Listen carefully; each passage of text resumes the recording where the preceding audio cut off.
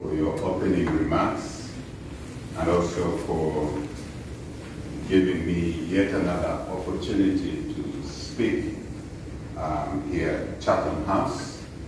I'm grateful for that to you and your management, your leadership and your membership.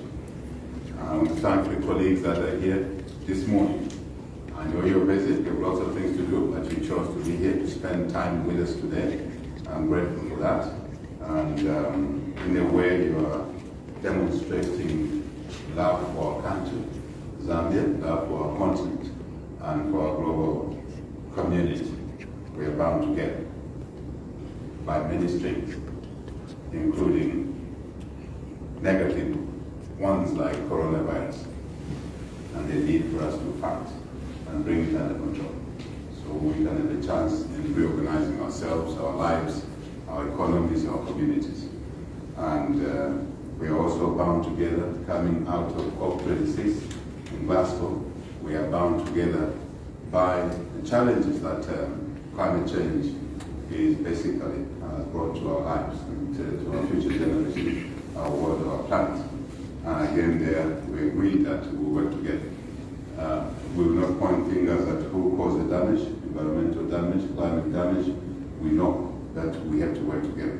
So today, the brief I have is to talk a little bit about our country, Zambia, what it offers to many people, including ordinary citizens of our country, those who do business in our country, those who have followed the history of our country and have seen it go through different phases.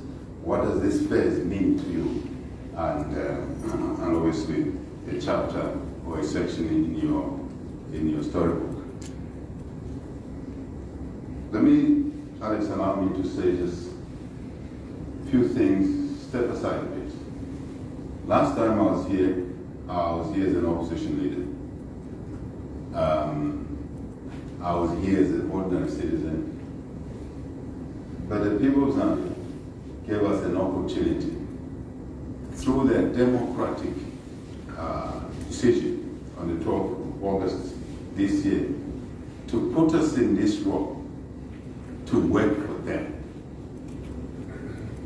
Alex, I'm still here as an ordinary citizen, even with that situation. So I would like to be seen as an ordinary citizen of Zambia, as an ordinary citizen of the world. Because sometimes we place unnecessary flowers around individuals that don't help improve the lives of people. Our focus is to improve the lives of people in our country, in the region, and if we can, in a small way, contribute to betterment of our people's lives, populations around the world.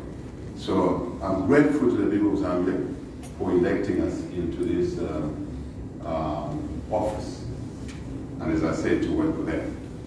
But I choose, Alex, to say just a few things that are important to our democracy in our individual countries, to the rule of law, and other things that we believe in, things that we believe we share, values we share with other people.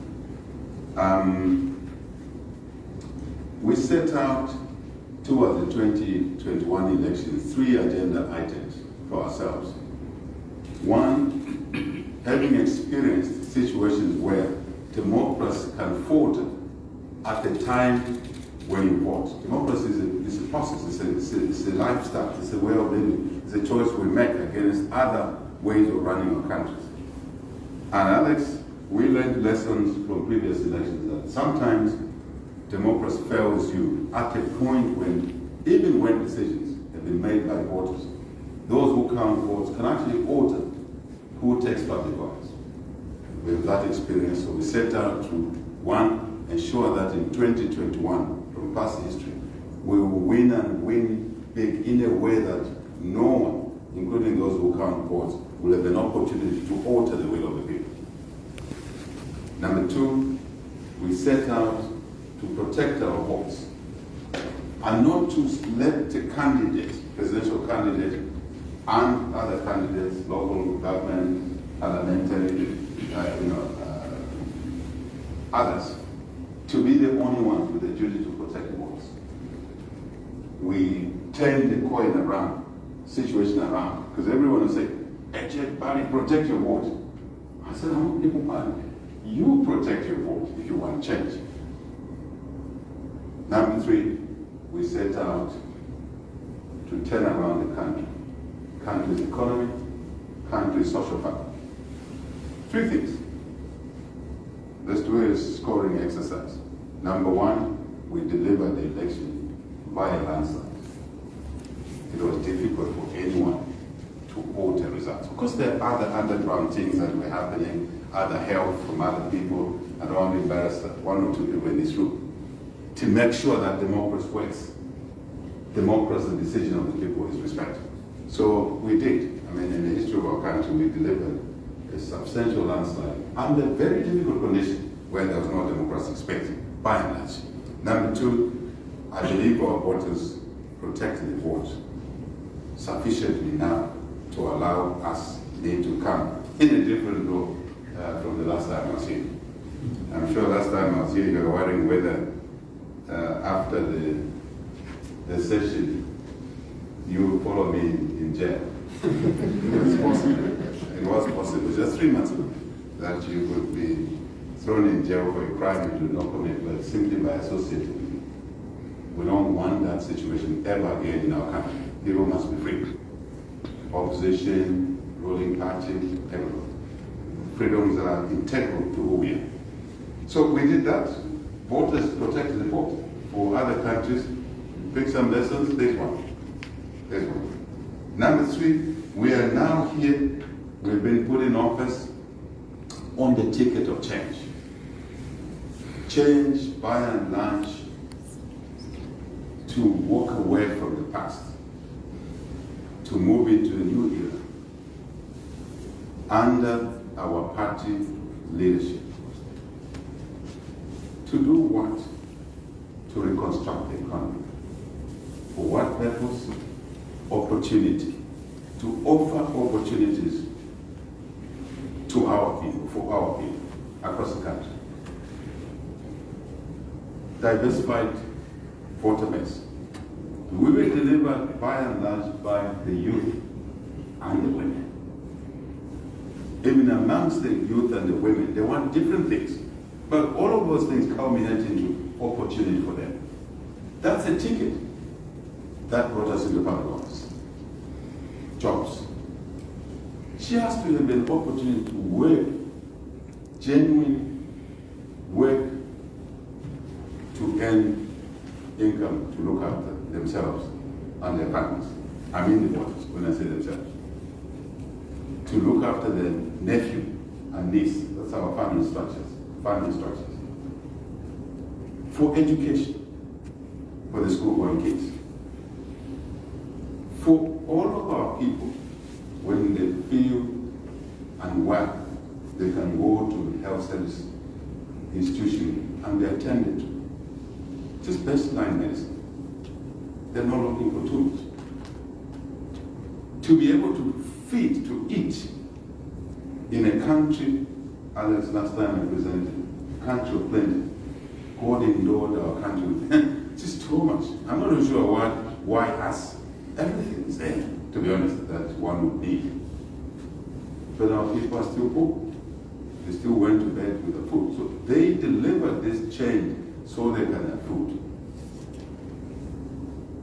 So now, to reconstruct the economy, I'm going to make the story short. To reconstruct the economy, when your treasure is empty, as the treasure we inherited, completely empty. So the public pays, it really is not there in viable levels, quantities, to make a dent on the economy.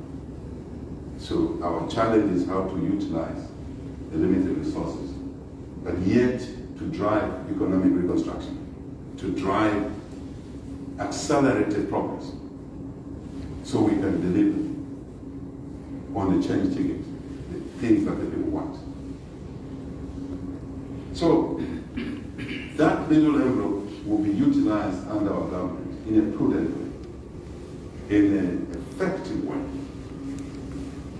And I'll explain that a little bit. But before I get into that, the private sector envelope therefore becomes extremely important to deliver the economic turnaround that we're looking for. And that's why you saw me getting into the UN General Assembly to deliver our message, a similar message as to what the new government intends to do for its people. Economy, and more economy. So the private sector envelope is important. But the private sector envelope will not open if we in government don't do certain things. We understand. We campaign on that ticket. What is it that we need to do in order for the economy to look up? Is to bring investment. Investments won't come if the environment is not correct. If the environment is prohibited. If the environment is too expensive, it's too difficult, it's convoluted with license after license. Alex, I did touch on those issues. Then I was saying, this is what we're going to do. Now we're here to do it. So I'm only confirming what I said to you. Play the record. I stood here, you will see what I'm saying is no different. But now we're in a position to implement, and that's what we're doing. COP26 is part of the agenda. That we're threatened, this economic turnaround is threatened by climate change.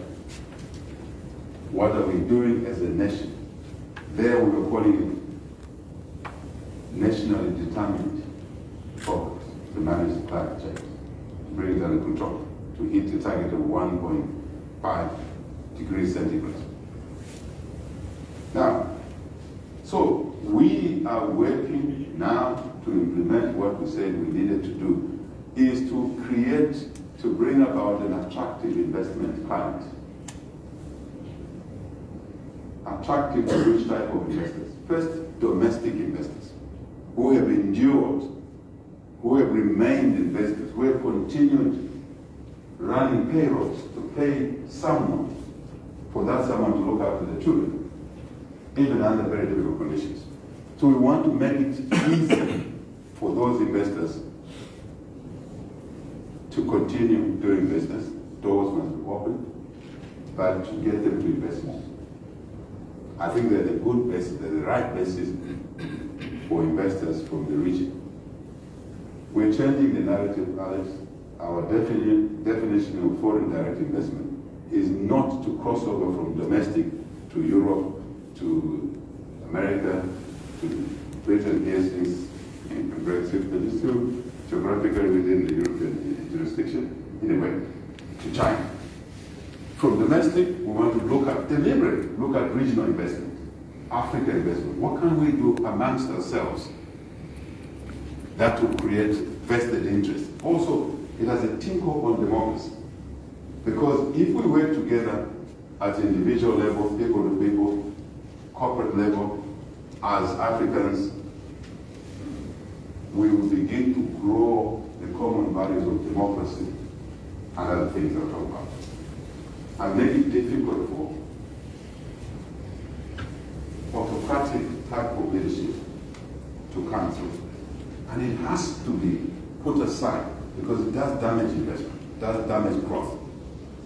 Then we go to what traditionally we call FDI, foreign direct investment, all of you here, Europe, China, America. But this combination, this government clearly wants to step it in a way. It's not easy to isolate because sometimes the domestic investment is actually littered with all of the three. The charity begins at home. This government wants to make sure that charity begins at home for real. So now, we want an environment that will make it easy to do business, lower the cost of doing business, take out the bureaucracy. I don't know if I use that example last time, but 20 plus years ago, I put together a project, a tourism project in Livingston, and it took me 4 years with my aggression. When I was young, I was quite aggressive. With my aggression, it took me 4 years to put together. That will not happen under this government. A project must be conceived quickly, we talk quickly, we get on the ground. Board decision must be made, shareholders must be happy, then we get going. This government will facilitate that, will shorten the time for an investment to get to it. But before we do that, to attract investment, we need an environment that is attractive. So we work together, consultatively, together with local stakeholders, regional, international stakeholders, so that the environment we put together is actually competitive, is benchmarked with other countries. And there's no need to reinvent the wheel. With technology, IT, everything, we know what's going on in Latvia, we know what's going on everywhere. So we'll work on those issues very, very quickly. And once we've agreed on a stable environment, we will hold that consistent, predictable, so that decisions can be made. Balance sheets can be viewed ahead of time, 15 years. Income statements can be generally projected. That's what this government is working on. Alex and Chatham House and colleagues that are listening, it wasn't there before. That's why there's a change of government. So, I'll give you an example. One sector that everybody's saying diversification in Zambia, yeah, we agree. But you cannot say diversification by relegating the mining sector to the bottom. You can't do that, especially now, with the climate change issues, with fossil fuels, with electric cars, new opportunities. But you cannot attract investment in the sector when benchmark work survey has been done. And in the last 20 years, the mining sector environment has been tinkered with, tweaked. 20 years. Laws, regulations, including taxes, 21 times in 20 years. That will not happen going forward. We understand the negative implications of that on job creation. First, on attracting investment, on growth, on job creation, on business opportunities. We understand, this government understands that path reasonably well. Where we don't understand, we will come to you and ask for your views to help us how to make it better. I think that's another aspect of this government. Consultations, building consensus for common good. Shareholders' interest, Zambian workers' interest, government's interest. We can have a reasonable alignment. We're working hard on those issues. 2 months, 10 days in office. We are aggressively working on those issues, and we know the benefits of getting it right. So, I have illustrated just the mining sector, what we needed to do to create an environment. It goes for tourism. It goes for agriculture. Value addition. We are seeing ourselves, we're tired of hearing the story, Alex, that we're a landlocked country, we have challenges. We have no challenges, we have opportunities. Right? We want to be a production center, servicing not just 18 million Zambians, 200 million people around Congo, Angola, all our neighbors. Food is passing from South Africa into Congo. When I can get on a wheelbarrow, Alex, and deliver 5 bags of milk at Kasumbalesa, myself on a wheelbarrow. How is it that there's demand in Congo and we are not taking advantage of that demand? And another country, through our network of infrastructure, are delivering food. Something wrong. We want to change that. Definitely, we will change it. Working together with Zambians, with investors and others. So that is an illustrative way of looking at our country as a land-linked, as a hub for production, for processing, for distribution, for packaging, repackaging, and along that value will come, jobs will come, business opportunities for our people will come. So we've set up the Green Energy Green Energy Ministry deliberately, because we know the challenges that come along with that. And we want to be environmentally friendly in whatever we do, so we can preserve the environment for future generations. Green energy is very important. I'm jumping from energy. Green energy is very important. Likely we have had, I think, close to 90% of our energy is already green, hybrid.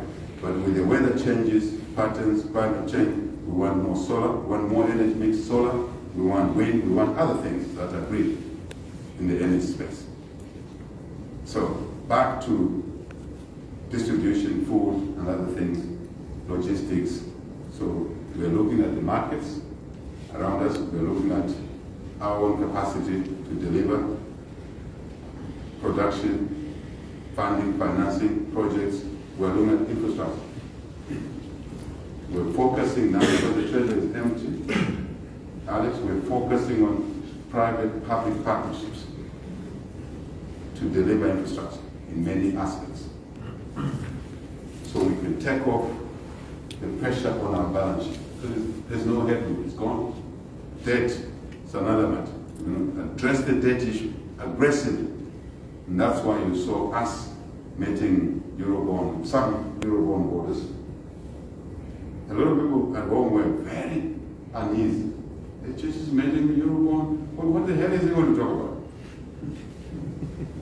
Pretty straightforward. We have a challenge. We accept that there's a problem.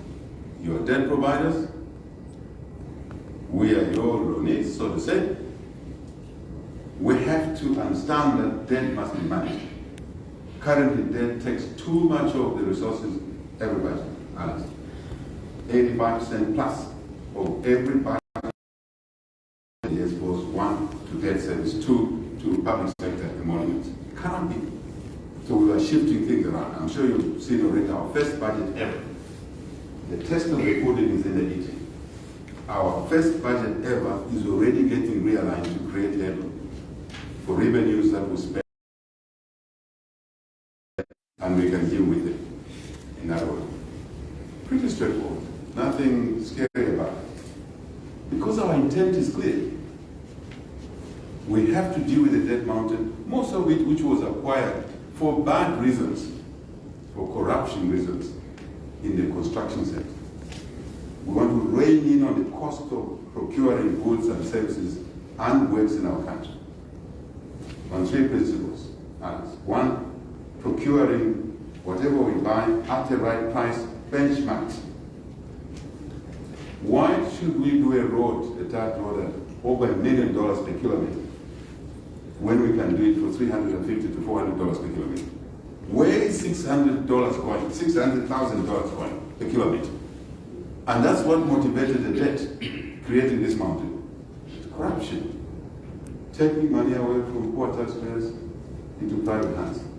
It will not happen under this government. If it happens, we find out, we all know what's going to be next. So we'll be prudent. That's where I started from.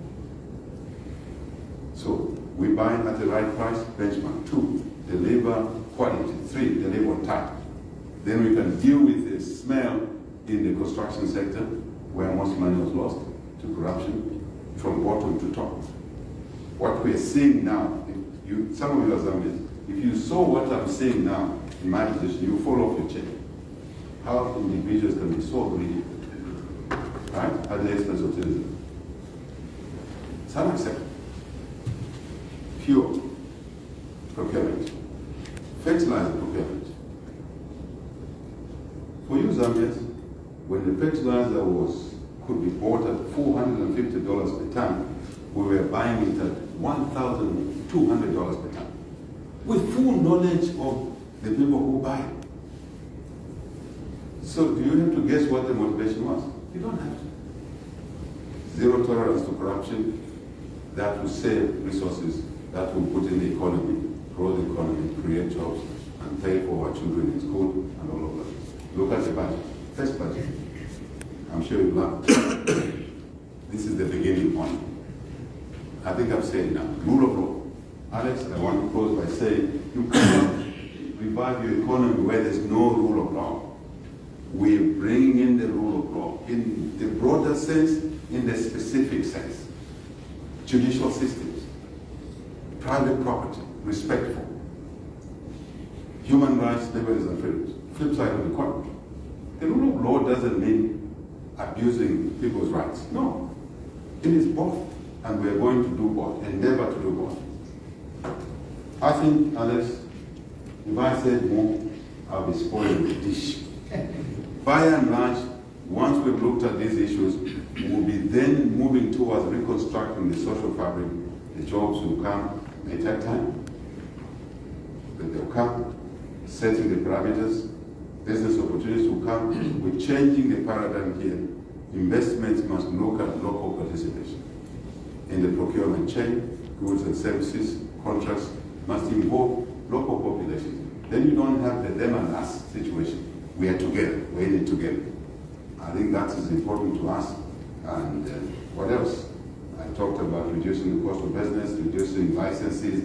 I talked about the Livingstone project. It took me 4 years to put it together. Alex is important. But to get the first client to pay for that investment, I needed 33 licenses.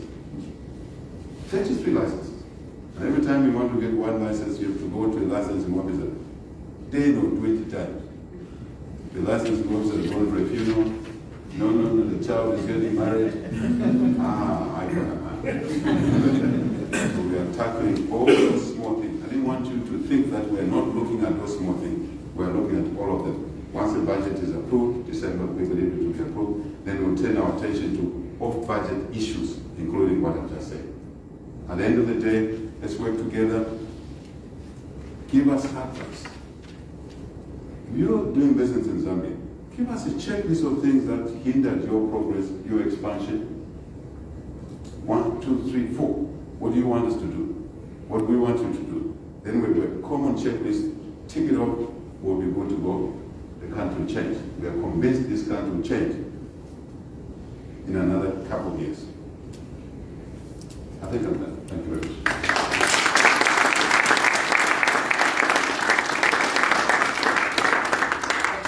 Thank you very much. We're going to send a microphone round here in the audience, and I have a number of questions coming in also for people who are watching on Zoom. So let me go here first. I recognise you, Amanda. There's a microphone coming. Do introduce yourself. I know you already told His Excellency you were going to ask some questions. Go ahead. I love the idea of not having to hold the mic. Thank you very much, Your Excellency. It's a privilege to meet you and to hear you speak in person. My name is Amanda Kosin-Posh. I'm the Chief Executive of Christian Aid. Christian Aid is a development and humanitarian international charity that is sponsored by the British United Church. I'm the first Black African woman to hold the position that I do. And so I'm all too familiar with the burden of expectations. Government, but I do believe that you could brought shoulders. I have 3 quick questions. I wanted to say that just to premise of debt, which you've already mentioned, and finances, tax avoidance, and a whole number of other things. Again, the decision makers around the tax regime, the global tax regime, do not include Zambia. It's members of the open questions. One is a lament, actually. One is a lament, but I'll get that. Yeah. The trickle-down economics doesn't deliver for the poorest in many communities around the world. It certainly will not deliver for them. The poor remain very much in poverty. How are you going to ensure that your brand of capitalism has got a social conscience? And then my lament is you have a cabinet of 26 people, excluding yourself. And in that cabinet, there are five women, including the vice president. And yet I heard you speak recently where you were saying that your election victory was in large part due to young people and women. Mr. President. And expect a solution. Who will contrive a solution for you? Especially if your teeth are already in the beef. You lent to a country, and the country was distressed. Why? Because there was no leadership, proper leadership. Now there's leadership. I want to argue. We can take that argument off this room, but there is leadership. And we would like them to come to the table. They are already on the table. So I think we can look at it from which ones are you talking about. They may not come, all of them, but definitely they are already on the table. Today we discussed how we progress from where we are based on issues of the past, including those that are old money. off what you know as the external debt, but just creditors, just suppliers. Even those we are engaging. So I think you should be happy to hear that from me, from us. Thank you. So, by the way, we've already executed the DSSI, the Debt Service Sustainability Initiative. We've already signed that, in case you're not aware. So in it sits a number of things, including reaching some understanding of creditors. Yeah, so that may help. Zambia losing money in this financial close. True, very true. It's truly true. We're working on assets recovery right now, zero tolerance to corruption, working on asset recovery. Again, the meeting I've just come from, we discussed some of the engagement, some of the support we can get, not from governments only, but from private businesses on how we can work together to recover assets. I guess at some point we were Zambia, we were still a Zambia. And there are people already that are talking negative stuff, that the UPND government is focusing the fight against corruption and asset recovery on an ethnic basis. I think that is mischief, complete mischief. If you took resources that belong to people, how does your ethnicity help you in that matter? How does where you were born from, how does that relate to your misbehavior and technical technique? So that discussion will not deter us from doing what is right. I knew it would come. And partially is because I didn't even mention Alex. This agenda of economic reconstruction for social public reconstruction is tied with the, I should have said it today, reunification of the country. We want to reunite our country, which was divided in the last 10 years. You not. You look at the cabinet, I'll come to that, of the government that is exit. Look at the cabinet. All of them came from 4 provinces only, in a country of 6, 7, 10, 9, 10 provinces. All of them, by and large, 95%, 98% came from 4 provinces. Marginalized Zambian citizens from 6 provinces. It was not tenable. We're not going to walk that way. So we're reuniting the country. I'm sure you followed the steps that are taken, and we're determined to do that, so that people don't hide behind ethnicity and continue stealing from the people. It will not happen. So I wanted to say to you that this financial clause will be followed. Zero tolerance to corruption. We're working on mechanisms. We're enlisting support where some of these assets are. Some of these assets are sitting in different places. I didn't want to say that. You're saying it. But in different places. But these are sensitive issues.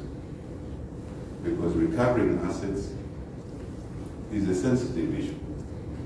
But it's a necessary activity. The Financial Intelligence Center is doing quite a good job. I'm sure you remember that the reports of the Zambian Financial Intelligence Center were trashed by the previous leadership. We are picking those reports from the dustbin and making them live now. And we follow up on those matters without blinking, without any digression of ethnicity. It's a non-issue. It's a complete non-issue. So, and I say so because you as Zambian talk to someone back home that argument will not work. It will not work. So let's just work together. If you know something, let us know, man. We'll appreciate it.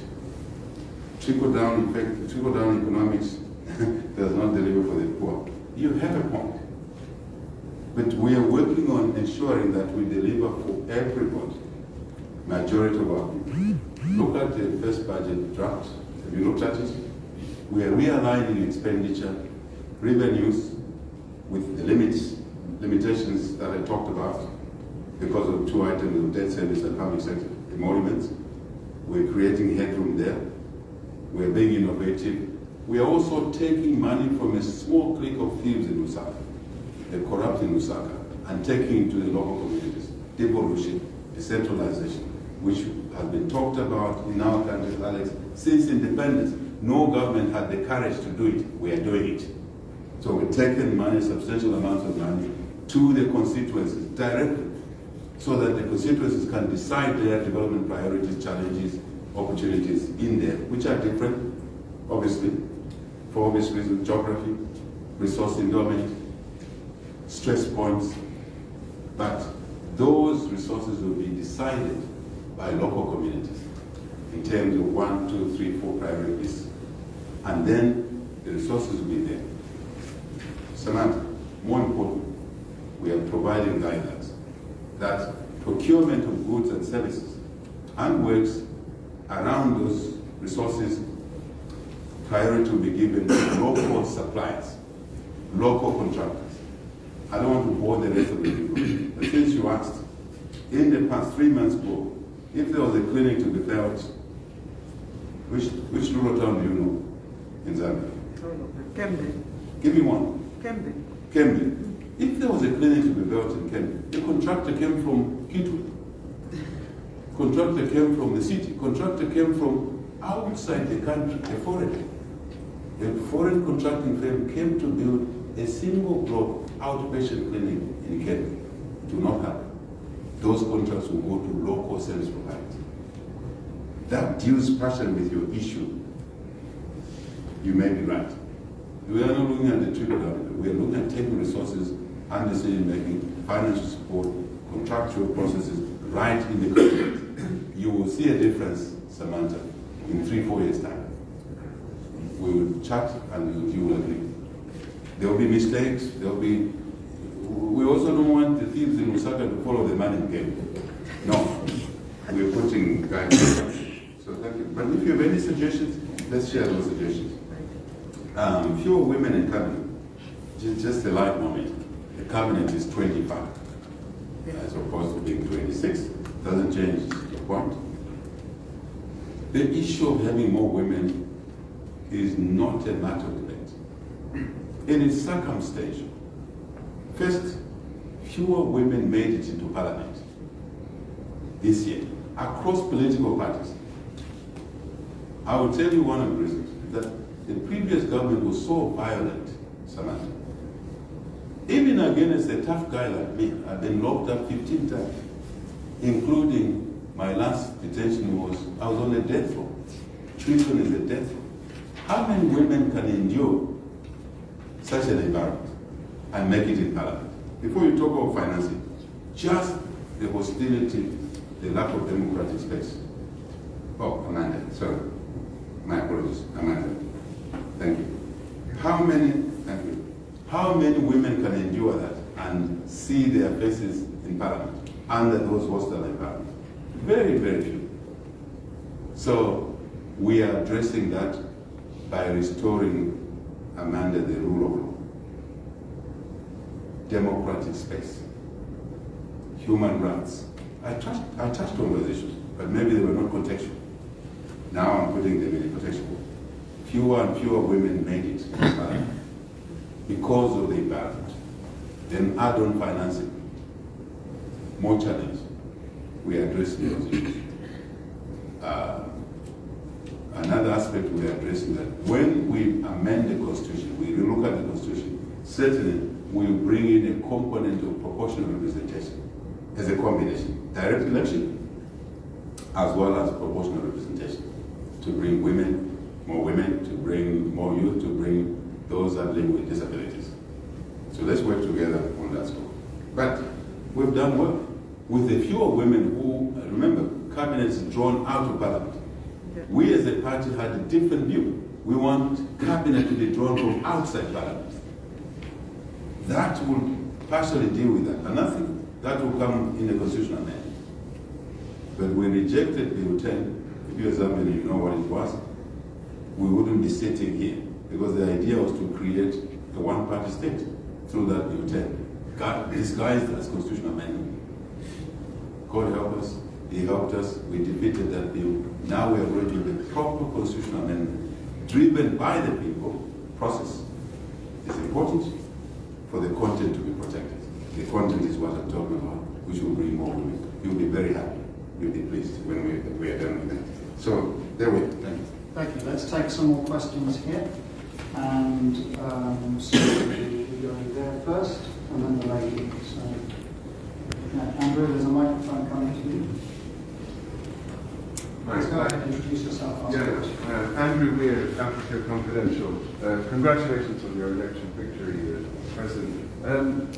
What measures is your government going to take to improve the independence of the judiciary and the prosecutorial authorities? Obviously, investors and human rights advocates alike welcome your commitment to the rule of law, but surely it is the independence of prosecutors and judges to take their own actions, to start their own investigations, that will be the guarantee of that. So I wonder what mind to solidify that commitment. Thank you very much. And there's the lady here. Good afternoon, Your Excellency. My name is Dr. Monica Sunday. I'm an emergency physician and a global health consultant. Your Excellency, congratulations on the recent release of the budget. Your Excellency, from listening to you this morning, I'm sure you'll agree with me when I say that in Zambia, trade must replace hate. My question to you is this: have you specific plans in mind for a strategy? I speak with a specific interest in the healthcare sector, which is currently approximately 50% donor funded. Thank you. Thank you very much. And I'm also now going to take a question from one of our young members of the Chatham House's Common Futures Conversations project. His Excellency is a project linked to our centenary. We were 100 years old last year, and it's an initiative that uses a bespoke online platform to post the questions coming in through Zoom. And I'm going to... so there's a question about from Hashizenge Simo Koloi, has asked a question about shifting Zambia's foreign policy. So I think the question is about will Zambia's new foreign policy under you be more multilateral, and where does China sit in that? Yeah. Can I go for it? Please, go ahead. Right.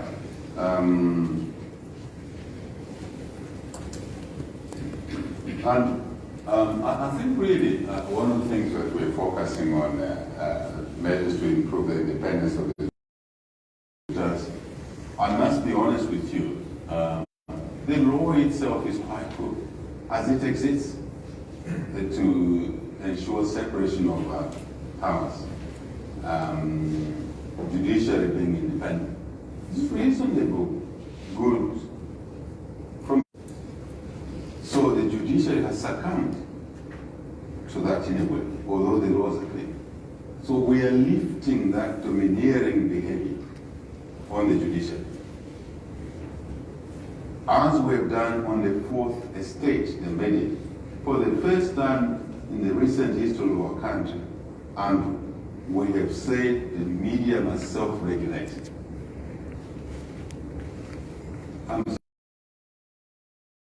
From the time we made that pronouncement, that the president will come who will simply say self-regulate. Just be professional, be factual, be balanced, self-regulate. We're waiting for them to put the measures in place, and we'll be supporting them. Judiciary is no different. The pollution, corruption pollution angle that came from the executive right through did not spare the judiciary themselves. If you look at how some cases have been handled, you don't have to look deep. You can see that there's a problem. So we'll work with the judiciary to address such issues.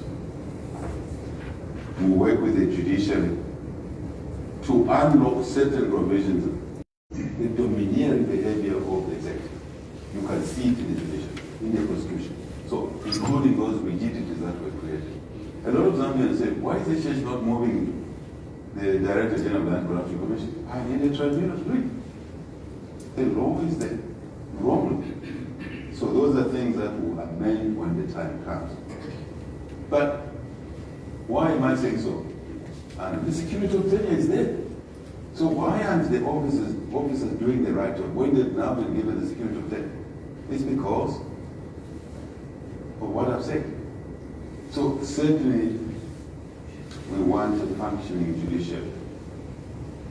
Criminal justice system, as you know that I'm the victim of one of the real victims of this thing, where you get arrested without an investigation. And we've said now, no one should be arrested without an investigation. I don't know if you're following our pronouncements in Zambia. No one. And I stand by those words even again. So no one, when they're arrested, must be sent to jail when the crime they alleged to have committed, they can get police work.